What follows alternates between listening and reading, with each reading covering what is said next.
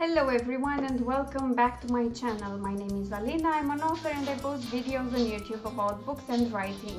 Today I have another tag for you as it's a Monday and it's the writing and makeup tag which was created by Alexa Donne. Let's get started and let's do this. First question is primer, which is what's your brainstorming process or favorite brainstorming tip? Okay, so I've got the primer and now we're going to talk about brainstorming while I apply it. My writing process is a bit different. I don't outline first. What I do is get an idea for a character or a situation or something that has to do with a book, and then I keep thinking about it and mulling it over in my head until I have a clear picture of what the story is like. It's like waiting for a movie to come together in your head, and when that's done, I start outlining. I don't really brainstorm the story itself because of this process, but my favorite tip for brainstorming is try to get deeper into the world and don't go like, oh, this is crap, oh, this doesn't work. Just try to find ways around it and brainstorm with people who kind of get you, so you don't have to explain yourself a lot, people who know your style, who you've brainstormed with before, and just start talking about the story and about what's bothering you, what's not working, and ask them questions, what they find interesting, what they don't find interesting, what doesn't work for them, and that will help. So let's move to the next question, which is foundation. Are you a gardener or an architect? i.e., do you outline or not? I'm going to put my foundation on while I do this. I do plot. Even through this process of thinking about my story and waiting for it to take shape in my head, that's still a form of outlining, because I need to know where it starts, where it ends, and what major events bring it there. After that, when I have those main points of the story clear in my head, I start doing the chapter by chapter outline and I jot that down on paper. I write a few lines, a couple of paragraphs at most, and after that, if I use Scrivener to write it, I will transfer all that into Scrivener so that I have the entire outline. If I'm dictating, I won't, because I just need the notes in front of me while I dictate, which is what I've been doing for these Camp Nanos. It works wonders for me. It's way easier for me to get the words done faster if I do plot. Let's move on. Concealer. Love revision or hate it? What's your revision process like generally? I'm going to my Maybelline trusty concealer, and by trusty I mean the only one I own. I haven't found a concealer that I like and that I can find here and that works for me. I don't mind revisions generally. I rarely had problems revising and going through edits. I will link in the info bar to my video on how to handle edits and how to find your enthusiasm for your book while editing. My revision process is quite simple. Once I'm done drafting, I will go through the story very carefully, see what works, what doesn't work. I will fix any plot holes if there are any. There usually aren't big things, but there are detailed things that just get lost in the process. And for example, for gaming and IRL boss fights, in one scene I had him and Salma become friends in high school, in the other one it happened in college. So these types of fixes. I also clean grammar and things that don't sound well, and then when I'm done with my edits on my first draft, when I'm happy with the result, then it goes to my editor and then it goes through a couple of rounds and then there's proofreading to be done, and that's it. I do enjoy it. I enjoy making the book polished and having this final product that I'm going to share with the world. The next question is powder. Endings. Do you write chronologically or start at the end? Do you know your ending when you start? Prefer happy endings or bittersweet? At the same time, I'm going to go with my elf powder, which I'm sure I've mentioned before.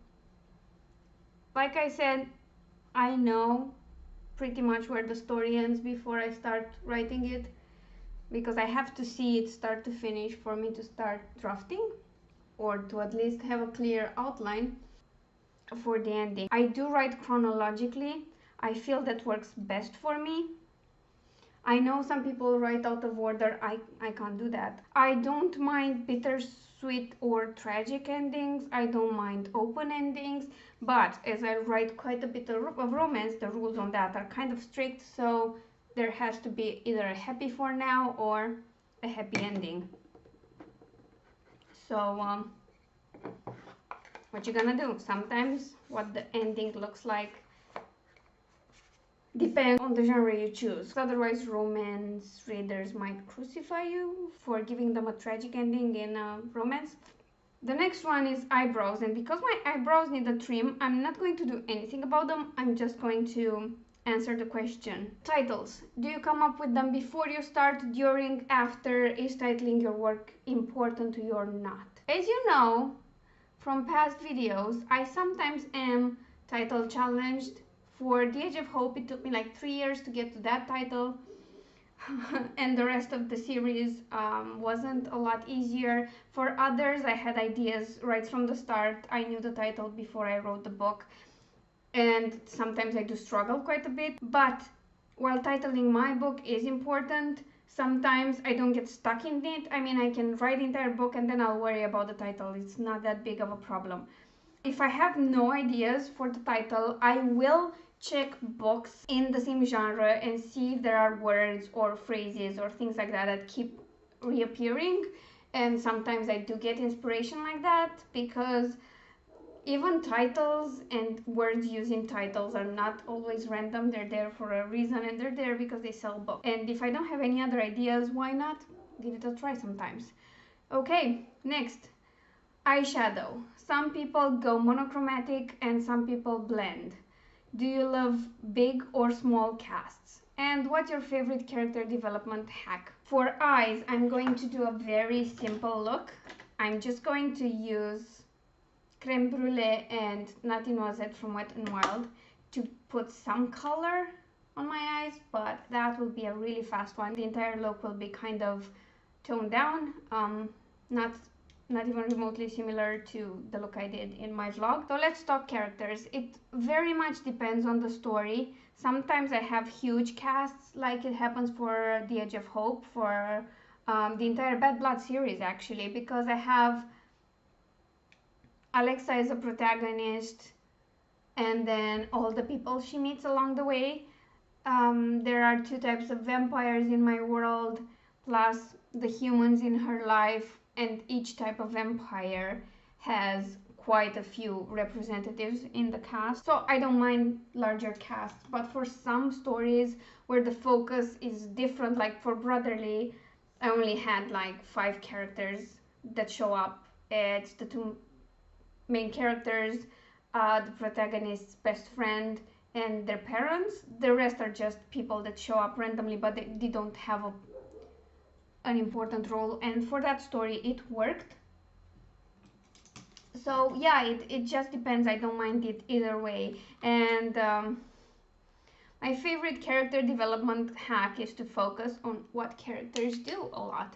Show them in action, because what action a character takes will show you a lot more about them than I could ever tell you through like description or other characters talking about that particular character I'm trying to develop. I find that when you put characters in interesting situations and they have to make a decision, their personality, their features, like best or worst traits they have, everything comes to light. So I like to have my characters react to things and take actions based on events that happen. So yeah, that's my best hack. As you see, I'm kind of done. I just added a bit of depth, and now I'm just going to blend out the edges a bit with my first color, and we're kind of done. Next, eyeliner. What is the hardest thing for you to write? I don't know, I don't have one specific thing. There are tougher scenes in each book, and they won't be the same from book to book. Sometimes it's just figuring out exciting or meaningful endings for each chapter. That can be a challenge. Other times it's a dialogue that doesn't sound exactly right, or a situation that has to convey a certain feeling, and that feeling is not the easiest to show. I feel like every book has its parts that are harder than others. I don't think there's one thing that I have issues with, like, I don't know, action or description or things like that. I don't have one that I particularly dislike or that I find troublesome. It's always something that requires more attention and more work to be added. For example, in gaming and IRL boss fights, there was a lot of gaming and tech jargon that I needed to insert in the book, and I had to keep a balance between how much I added and how meaningful it was, because there are a lot of puns in there that are game related and jokes that an insider would get, a gamer would get, and I was afraid if people don't immediately recognize those, they won't enjoy the book. But it does sound authentic. It does sound like a very knowledgeable gamer is speaking, mostly because I've used other people who really are experienced gamers as inspiration. So yeah, there's always one thing that comes up with each manuscript and you have to figure it out. I don't think there can be just one thing that you're struggling with, because that tends to change. I mean, if you struggle with action and then you write a lot of action, you get good at action. And then, I don't know, you have to write like thrill and you're not good at thrillers and you have to learn that. So I think most times it's a situational things that requires a lot of attention to get it just right. You know, it's like eyeliner. If you do it right, it brings an eye look together and gives it a certain feel. So it's detailed work that will require your attention if you've already built a decent plot and everything, because those details will give authenticity to your work. So it's kind of normal to focus on them a lot and find them tricky at times. Like, I'm finding this eyeliner tricky. Did I say I'm eyeliner challenged? Well, I am, people. I really am eyeliner challenged. And this is the part I hate the most to do on camera. Good enough. Moving on. Mascara. Do you write long or short? What's your typical first draft word count? It pretty much depends. I can write long. I don't know, actually. Compared to what other people do, it might not appear to be that long. I'm not even curling my lashes today because my eyes are kind of irritated. Like, I do write novel length and I do write novella length stories. I usually wrap up my first drafts for novels around 70k, because for romance that's a good amount. 70 plus, anyway, 65 plus. And there is some trimming happening, especially with Lindsay as my editor. I feel like she trims the most. But all my editors have cut and trimmed and made things tighter. But at most, I'd say I'd lose 5%, because they remove some stuff and ask me to expand on certain scenes. But even if I can write shorter stories, I can't go short. I mean, if you want to destroy my day, tell me I have to write flash fiction. I can't deal with flash fiction at all. And my shortest short story is like 7,000 words. And most my short stories are around 10,000 words. I usually go over my planned word count when I finish a draft. Like for gaming and IRL boss fights, I assumed it would be like 35,000, so a decently long novella. It wrapped up at about 41,000, and after all the edits, it's at 38,000, 38,500, something like that. What is next? Contour. Tell us about the dark parts of your book. Who is your villain or antagonist? That's an interesting one. I have written clear-cut villains or darker characters. Like at this point I have like 2 horrible mothers. Arguably Robert is a villain in Dusk to Dawn, which is the second book in my Lover's Journey series. But I like to play with villains, give them some sort of motivation that people could really relate to, like Anthony from Bad Blood. He has a pretty good motivation for what he does, even if he goes about it in the most horrible ways possible. And all characters have a reason why they do things. I try not to make them evil for evil's sake. Some of them just never got what they wanted, or got called out on things they were doing and didn't enjoy it, so they ran away and they just schemed and plotted to get to a point where they could call the shots on everything, because if you call the shots you can decide what's good and what's not good and what people can and can't do. I like to play on the fine lines of paranormal, where for a long time you have no idea if it's really a paranormal story or someone's just losing their mind. I like to play with that. And I have written a character who's a protagonist and turns really dark mid-book. Some people did not enjoy that, mostly because they wanted someone who does something really bad to not be likable. That doesn't always happen though. Bad guys sometimes have charisma, but this wasn't a bad guy, not really. I like to play with the concept of good and evil quite a bit, and I did it in many forms, including angels and demons. So I expect I'll keep doing that. We're moving to blush. Who are you most scared to share your work with?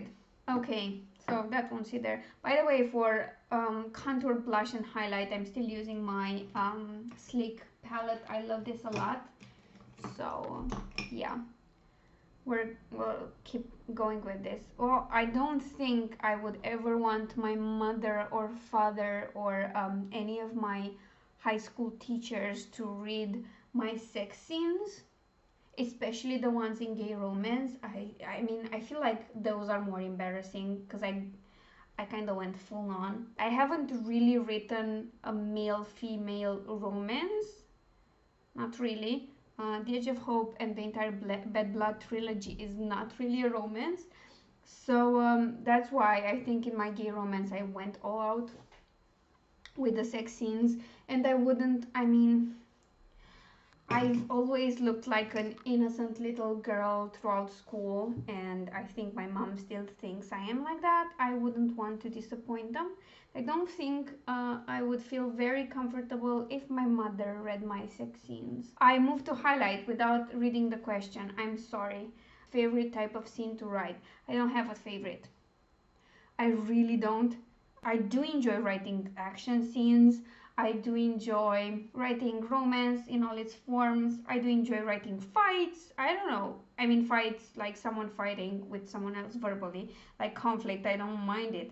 I don't know. I don't have a favorite. I have scenes that I'm super excited about and I can't wait to write. But I enjoy writing every sort of scene, and it's never the same scene. Sometimes I'm really excited about finally writing a full-on confession and love scene and whatever after a lot of build-up throughout the book. Other times I'm really excited about fight and action scenes. For example, in Need to Follow, I really love to write the entire scene where Ganzorig is trying to get away from his would-be assassins, and he has to pretty much cross through a huge chunk of Russia and then Ukraine and then Moldova and make it to Romania. I love that bit. I'm sorry about this. Like whenever I have a question to answer that implies a favorite, I get kind of panicky and anxious because I can't name one thing. I have things that I enjoy and things that I don't enjoy, but the lists are usually huge when it comes to things I enjoy. So I hope I cleared that up as much as I could. The last one is lipstick, which I'm going to do a bit bolder because everything else is kind of toned down. So the question is writing kissing scenes, love or hate. How do you tackle them? I write romance. If I had a problem with kissing scenes, I should change genres. I have no problem with anything of the sort. I don't mind kiss scenes. I don't mind sex scenes. I don't mind romantic dates. I think they're all great. If I feel excited about them, if I feel my heart beating faster when they're finally kissing, I know it's a good scene. So if I'm feeling the emotion I'm supposed to be conveying, then I'm doing it right. If I'm not, then maybe I still need to work on that scene. But I will tell you something that I'm worried about. As you know, the book I'm working on now, which is called Somewhere to Belong, involves a three-way relationship. I am kind of anxious about writing interactions of the sexual or romantic natures between three people, especially since they are all three men, because I fear it's really easy to get lost into the scene and not figure out you added an extra arm or leg, something like that. But I don't hate it, I'm just aware of the extra attention I will need to pay. That's it. Just a second while I fix my lipstick, because no. There you go. Talking and putting lipstick at the same time is bad for you. Anyway, this is a radiant lipstick you've seen me wearing plenty of times. It's matte when it dries and I like it. So yeah, this is pretty much the look. I feel like it needs a bit more blush, so I'm going to add a bit more blush. I hope you've enjoyed this bag. I know I have. If you'd like to try it as well, I will leave a list of questions in the description down below. Do make sure to check out Alexa's original video on that. I think it was really awesome. And yeah, we'll see you next time with a tag that probably doesn't involve makeup, for the simple reason there aren't any more such tags in the writing world. So if anyone wants to create one, just let me know, because I love these. I don't know why, because I'm not particularly good with makeup, but you know. Thank you so much for watching. If you've enjoyed this video, please leave a big thumbs up for it and leave a comment down below. Tell me what you thought of my answers. I will definitely love to hear from you. And comments on my makeup are great, but honestly, if you came here expecting something professional, you chose the wrong section of YouTube. If you haven't subscribed already, please consider doing so right now. I'll return to nano and writing a million words, preferably today, because I'm super way behind. Oh, and before I go, don't forget, Gaming and Diral Boss Fight is going to be released soon, like in a full week. So watch out for it next Monday. Other than some release-related news that will be integrated in videos this month, I'm going to switch to daily camp vlogs, for the simple reason that they tend to get very long. It takes a lot of effort to edit them every week, and because they're so long, I fear people won't watch them. And honestly, because I have so much going on, and sometimes my mind is just blank when I'm supposed to come up with a video idea. So yay for being lazy and doing camp vlogs all the time. Let me know what you think about that. We'll see how it works after a few of them. If you don't enjoy them, I'll switch it up and do other videos, of course. but I hope you do. I'll get more footage every day, and probably there will be some footage of me writing at some point. Okay, that's it for now. I will see you all tomorrow because it's still April, so you get a video every damn day for me for the foreseeable future. Bye!